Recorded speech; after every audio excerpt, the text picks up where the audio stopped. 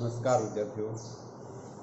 તો આ પહેલાંના તાસમાં આપણે અપૂર્ણ આકૃતિ પૂર્ણ કરવી એ વિશે શીખ્યા હતા, જેમાં કોયડા આકૃતિ આપેલી છે। કોયડા આકૃતિમાં 1 2 3 4 એમ 4 ખાના આપેલા છે। જો અહીંયા આપેલા છે 1 2 3 અને 4। આ 4 ખાના પૈકી એક ખાનું આપેલું નથી। એ કયું ખાનું નથી આપેલું એ કાંઈ કહી ન શકાય, પણ જે ખાનું ખાલી છે અથવા ક્યારેક એવું પણ બને કે એમાં પ્રશ્નાર્થ કરેલો હશે, તો આ પ્રશ્નાર્થ જે કરેલો છે એ ખાનામાં કઈ આકૃતિ જવાબ પૈકી કઈ આકૃતિ આપણે મૂકીએ તો એ ખાનું બંધ થઈ જાય અથવા ગોઠવાઈ જાય। તો એ માટે આપણે પહેલા 3 નિયમો પણ શીખ્યા કે ઘણી વખત કોયડા આકૃતિમાં આપેલી આકૃતિ એકબીજાની આરસી આકૃતિ હોય અથવા ડાબા જમણી ઉલટ સુલટ હોય, બરાબર। તો અહીંયા એ પ્રકારે છે, કઈ રીતે તો કે ઘણીવાર 1 અને 4 સરખી હોય, 2 અને 3 સરખી હોય, ઘણીવાર 1 અને 2 આરસી આકૃતિ હોય, ઘણીવાર 3 અને 4 આરસી આકૃતિ હોય। તો અહીંયા કઈ આકૃતિ આરસી આકૃતિ છે એ આપણે પહેલા નક્કી કરવાનું કે ભાઈ જો અહીંયા સામસામેની આકૃતિઓ સરખી છે, કેવી રીતે છે તો આપણે જોઈ શકીએ કે ભાઈ આને જે છે ઉલટાવીને આ મૂકી દો તો આકૃતિ બને છે। તો કે આ આકૃતિ એ રીતે બને છે, ઉલટાવેલી હોય એવું આપણને લાગે છે, પણ એ આરસી આકૃતિ છે। સામસામી તમે જોશો તો પણ તમને એવું લાગશે સરખું, બરાબર। તો અહીંયા સૌપ્રથમ શું આવશે તો કે ભાઈ ગોળ આવશે, બરાબર, વર્તુળ આવશે। તો કલ્પના કરવાની આપણે કે અહીંયા કે 1 3 અને 4 માં જો વર્તુળ આપેલું હોય તો 2 માં પણ વર્તુળ આવે છે, એટલે આપણે સૌપ્રથમ વર્તુળ દોરી નાખીએ। તો આ વર્તુળ આપણે દોર્યું, બરાબર। હવે એની અંદર જે આપેલા છે એ ત્રિકોણ કેવા પ્રકારના દેખાવમાં છે તો ત્રિકોણ આ જે છે આનું ઉલટું આ છે, તો આનું ઉલટું આ હોઈ શકે, એટલે આપણે એનું ઉલટું દોરીશું। આપણે આ રીતે દોરાનું, સરસ। જો સ્ટેપ બાય સ્ટેપ આપણે જોઈશું તો ભૂલ પડશે નહીં। પછી કેવી આકૃતિ છે કલ્પના કરવાની છે। જો અહીંયા તો તમે આકૃતિ દોરી શકો, પણ પરીક્ષામાં તમે આકૃતિ દોરી નહીં શકો, તમારે માત્ર એ જોઈને એની કલ્પના કરવાની કે આમ હોય તો આમ આવે, આમ હોય તો આમ આવે, એ આપણે નક્કી કરવાનું છે। તો એ પ્રમાણે આપણે એના લીટા ક્રોસ કરવા છે। તો કેવી રીતે કરશું, જો અહીંયા તમે જોશો તો અહીંયા આના ઉલટા જે છે તમે આમ જોશો તો જે છે એ આના ઉલટા આમ થઈ ગયા, એટલે જે છે એ આ બાજુ હતા તો એની વિરુદ્ધ બાજુથી થયા, તો એ જ રીતે આ બાજુ છે તો એની વિરુદ્ધ બાજુથી થશે। એટલે આપણે ઉલટા પણ કેવી રીતે કરશું તો કે જો આ રીતે આમ કરશું, આના ઉલટો આ બાજુ વહી જાય, આની ઉલટી આ બાજુ ગઈ, તો આ રીતે ક્રોસ કરશું એક આમ। તો આવી રીતે કલ્પના કરશું કે આનું ઉલટું જે છે તમે આમ છે તો આનું ઉલટું આમ થઈ ગયું, અને આમ જુઓ તો એકબીજાની આરસી આકૃતિ થઈ। 2 નિયમ અહીંયા આપણે જોવા મળે છે કે આરસી આકૃતિ જોવા મળે છે અને એકબીજાની ઉલટ આકૃતિ પણ જોવા મળે છે। એટલે આપણે એમ કહેશું કે ભાઈ 1 ની પ્રતિમા જે છે એ 3 માં જોવા મળે છે, તો 2 ની પ્રતિમા 4 માં જોવા મળે છે। પ્રતિમા એટલે પ્રતિબિંબ। તો સ્પષ્ટીકરણ આપણે લખવું પડશે।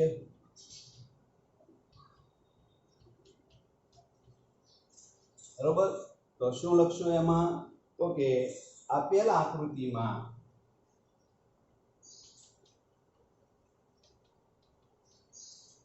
આકૃતિ એટલે કઈ તો કે કોયડા આકૃતિ, તો એ પણ લખશું કોયડા આકૃતિમાં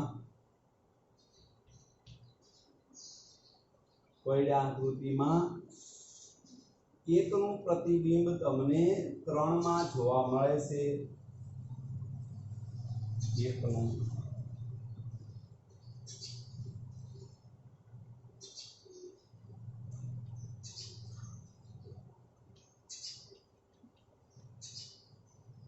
બિંબ 3 માં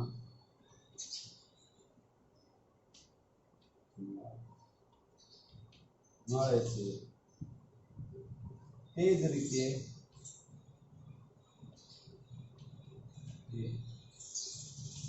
બેનું 4 નું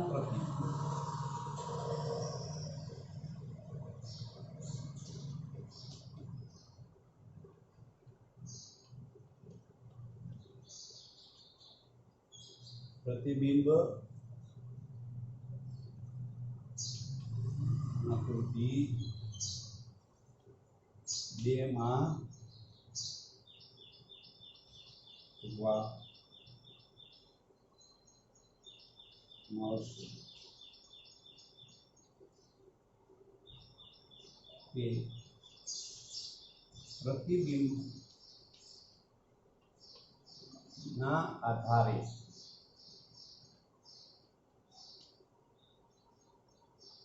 જવાબ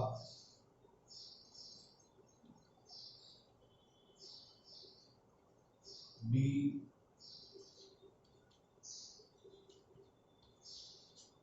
આવશે.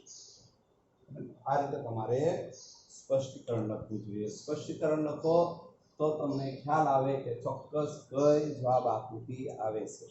નહીતર તો આપણે અંદાજિત આપણે કહી દઈએ તો એ અંદાજિત કહીએ જવાબ સાચો હોતો નથી. એટલે આપણે એ પણ ખ્યાલ હોવો જોઈએ ખરેખર કઈ આકૃતિ આવે છે.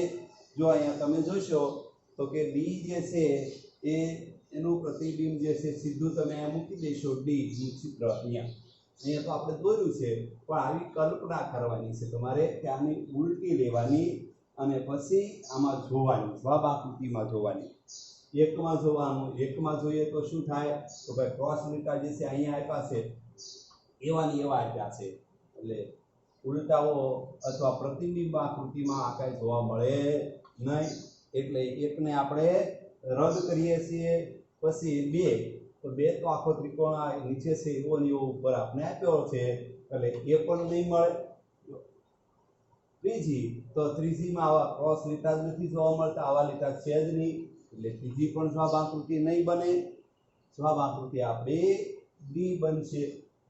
છે ને સાવ સરળ. જો થોડુંક વિચારવું પડે, થોડુંક સમજવું પડે, નિરાંતે જુઓ ને તો આકૃતિ આવડી જાય.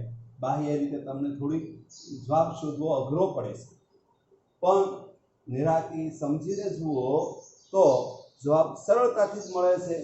એટલે જો તમે આને આપણે જવાબ તરીકે સ્વીકારશું તો આપણે સ્વાધ્યાય આકૃતિમાંની બીજી આકૃતિ પ્રશ્ન 2 સોલ્વ કર્યો. બરાબર. આ કોઈ આકૃતિ છે.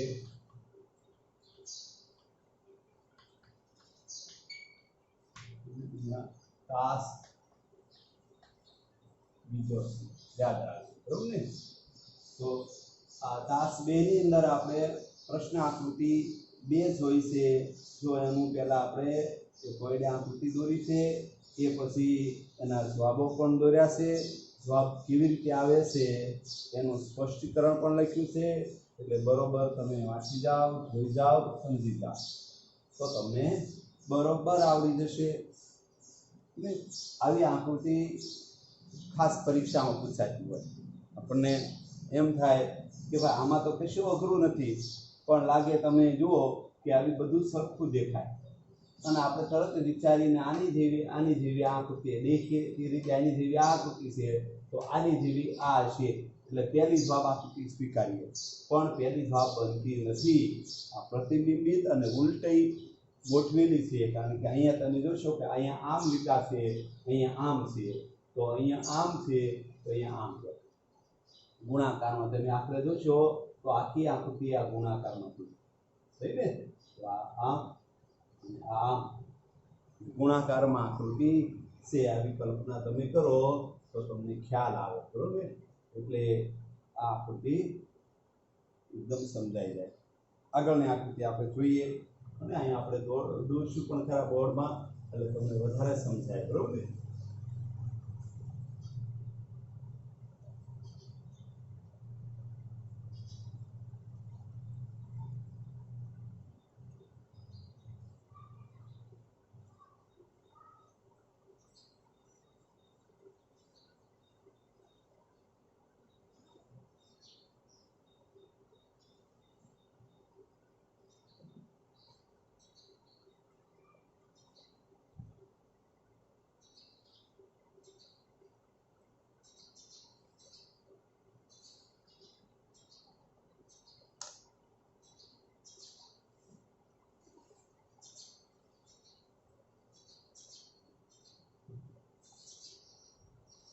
4 ભાગ છે, બરોબર ને? 4 ભાગમાં પહેલા ભાગમાં આકૃતિ કેવી છે? આ રીતે આમ છે. બીજી જો આ, બરોબર? એ પછીની આકૃતિ કેવી છે એ આપણે દોરીએ, બરોબર ને? જો આ જે છે કે આમ છે,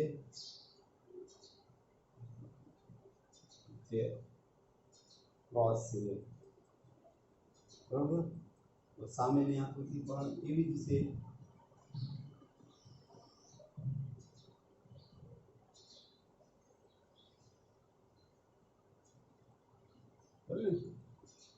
તો આ સામેની આકૃતિ આ ઉલટાવેલી છે, તો કેવી આકૃતિ આવી શકે એ માટે આપણે અહીંયા જવાબમાં પહેલા દોરીશું, બરોબર?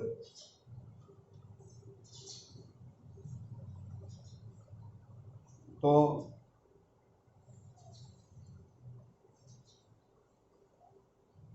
આ રીતે છે. બીજી આકૃતિમાં આ જગો છે,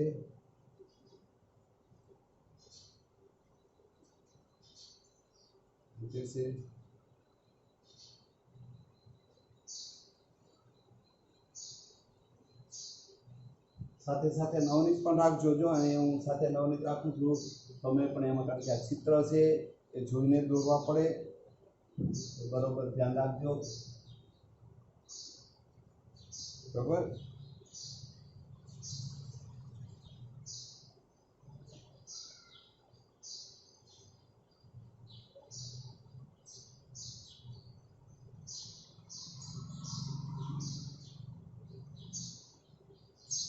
A B C અને D. તો અહીંયા A B C D આ જવાબ આકૃતિઓ છે.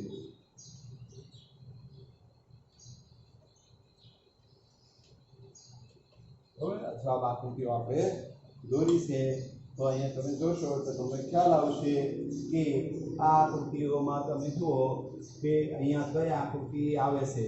બરાબર? આ સામે પહેલું ચિત્ર આપણે 2 અને 3 સરખું દેખાય, એકબીજાનું ઉલટું દેખાય છે, ત્યારે વિકલ્પના કરો.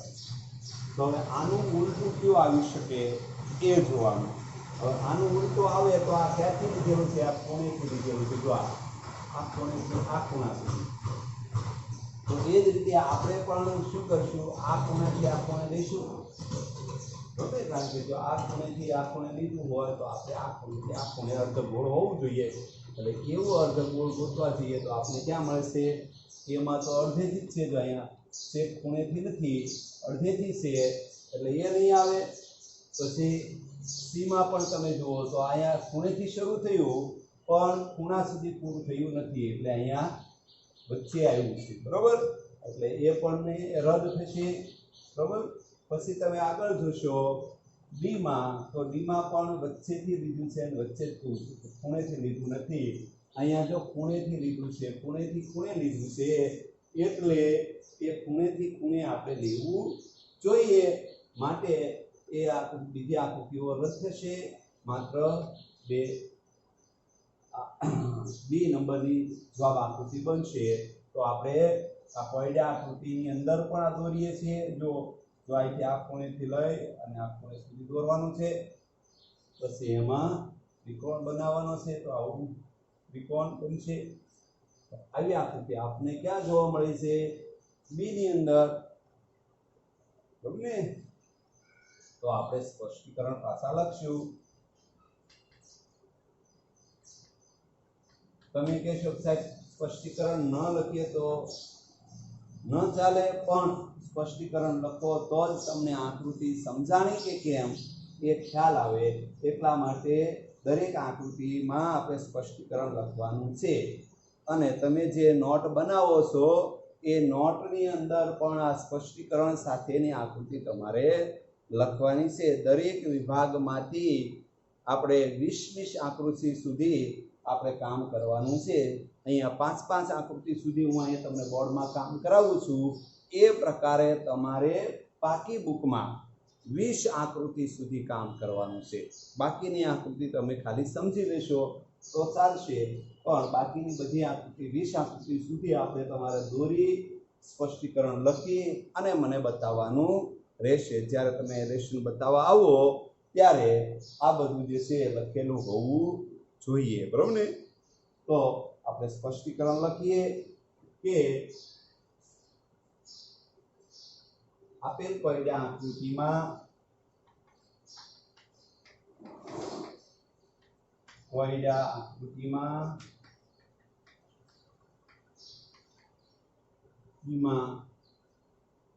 બેની આરસી કૃતિમાં 3 છે.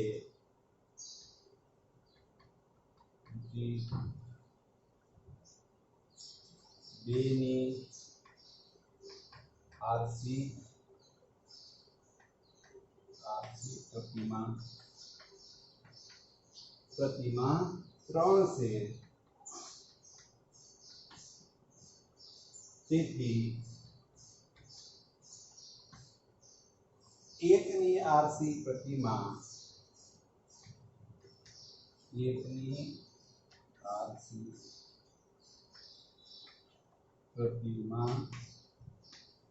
4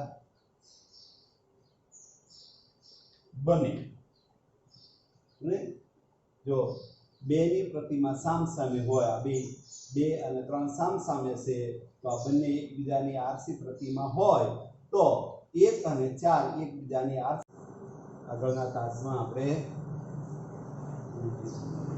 પૂર્ણ આકૃતિ કરવી. આપેલ કોયડા આકૃતિમાં 4 ભાગ પૈકી એક ભાગ જે છે એ અધૂરો છે, તે પૂર્ણ કરવાનો છે. બરાબર?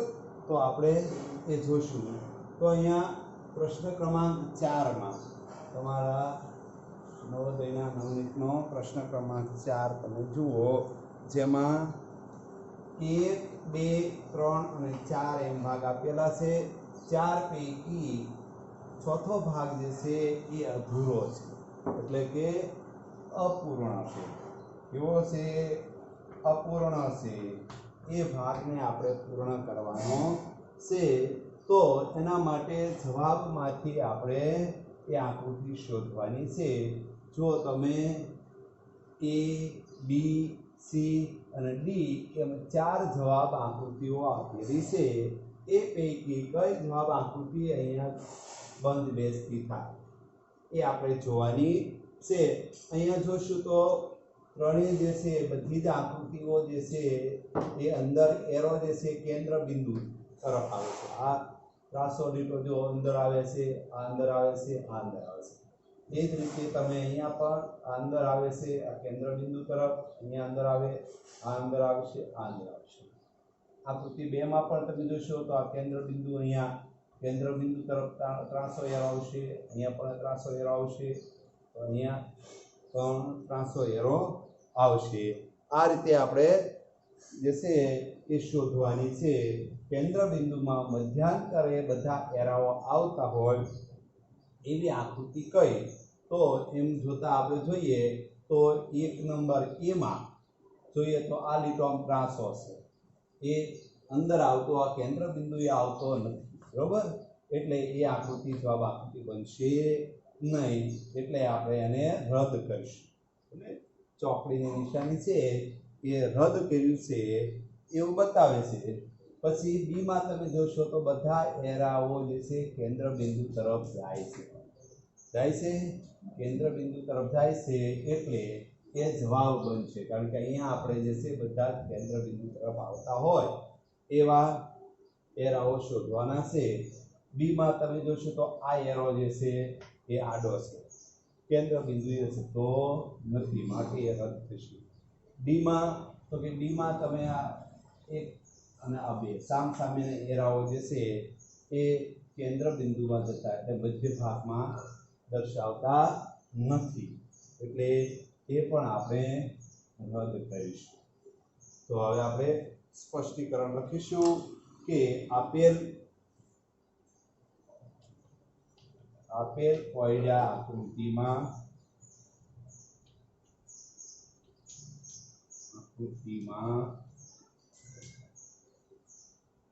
બધા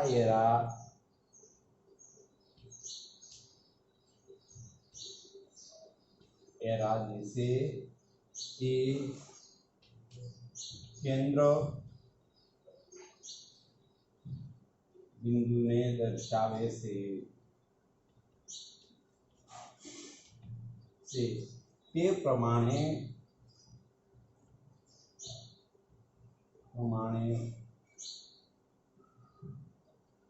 જવાબમાંની આકૃતિમાં શોધતા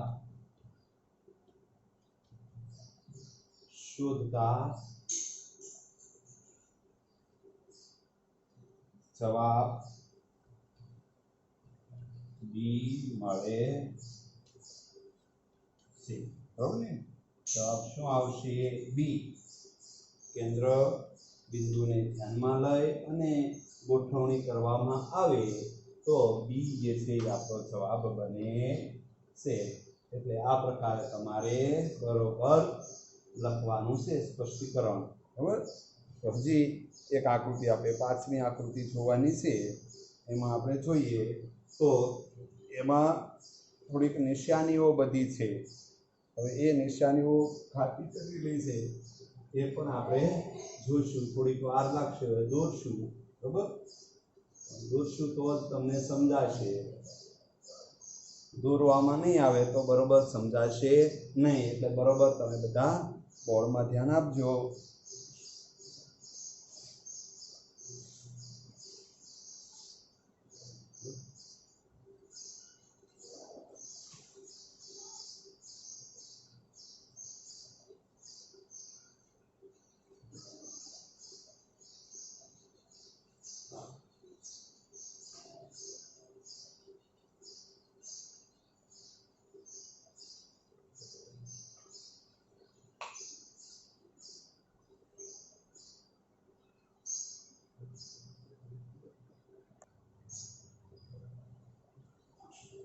જો અહીંયા પ્રશ્ન ક્રમાંક 5 આપણે પાંચમી આકૃતિ દોરી છે. બરોબર ધ્યાન રાખજો. થોડીક અઘરી છે.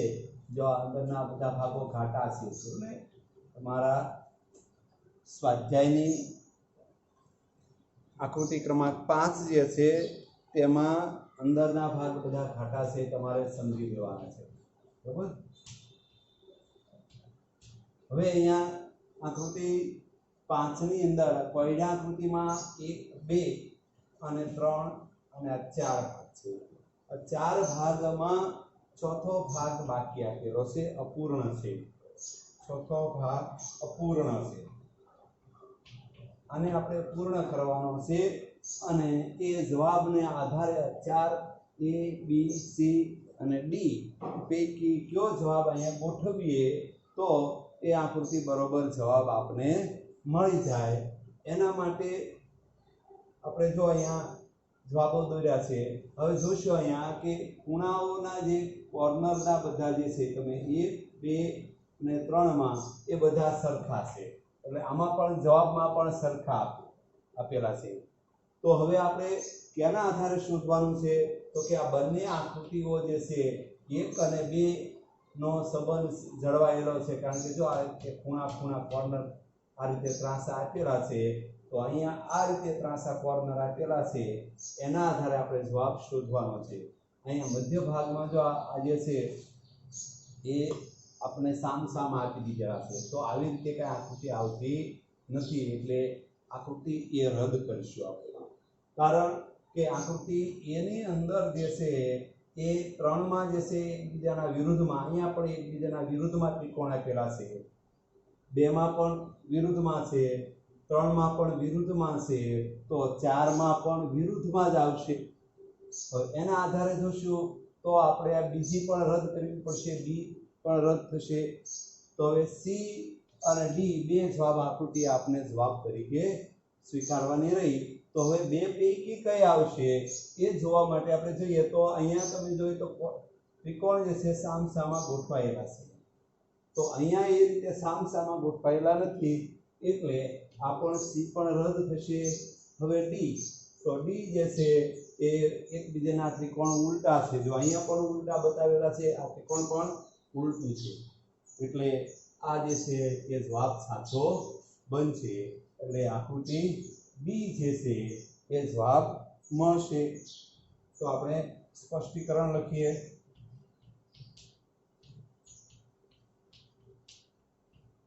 કે આપેલ કોયડા આકૃતિમાં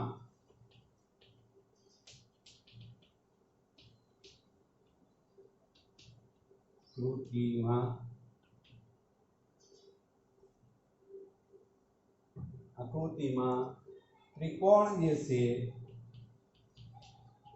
કોણ વિરુદ્ધ દિશા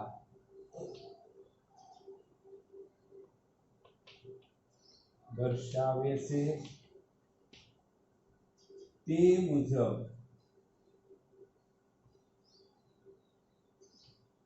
જવાબ શોધતા ડી જવાબ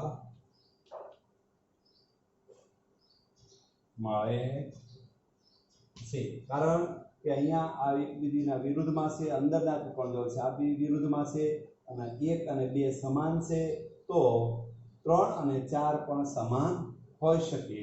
એના આધારે એકબીજાના વિરુદ્ધ ગોતવામાં જઈએ તો જવાબ આપણને ડી જે છે એ જવાબ મળે છે. બરોબર, તો આ રીતે આપણે ડી જવાબ શોધવાનો છે. અહીંયા તમને 1 થી 5 આકૃતિઓ જે છે એ શીખવવામાં આવી છે. આ 5 આકૃતિ શીખ્યા પછી તમે હવે આગળની આકૃતિ જાતે સોલ્વ કરી શકશો. તમારે આગળ 7, 8, 9, 10, 11, 12 આગળની બધી આકૃતિઓ જે છે એ જાતે દોરવાની છે, પાકી બુકમાં પણ લખવાની છે. 20 આકૃતિ સુધી આ રીતે તમારે લખવાનું છે. એ લખાઈ જાય પછી જ્યારે તમને અહીંયા બોલાવવામાં આવે લેસન બતાવવા માટે, ત્યારે આ 20 આકૃતિ સુધીનું કામ થયેલું હોવું જોઈએ.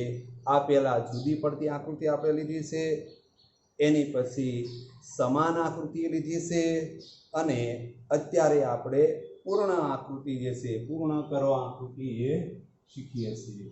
તો એ તમે બધા શીખી ગયા છો, એટલે બધાની 20 આકૃતિ જે છે એ પાકી બુકમાં લખવાની છે, આ લેસનમાં છે. બરોબર ને? 1 થી આકૃતિ 1 થી 20 સુધી પાકી બુકમાં લખવાની છે. જો તમારી પાસે નવોદયનો નવનીત ન હોય, પુસ્તક ન હોય, તો તમને એના ફોટા પાડીને વોટ્સઅપ દ્વારા મોકલવામાં આવશે. એમાંથી જોઈને તમારે લખી લેવાની છે અને શીખી લેવાની છે. બરોબર, અને પછી ન આવડે એ તમારે વળી પાછા પૂછવાનું છે.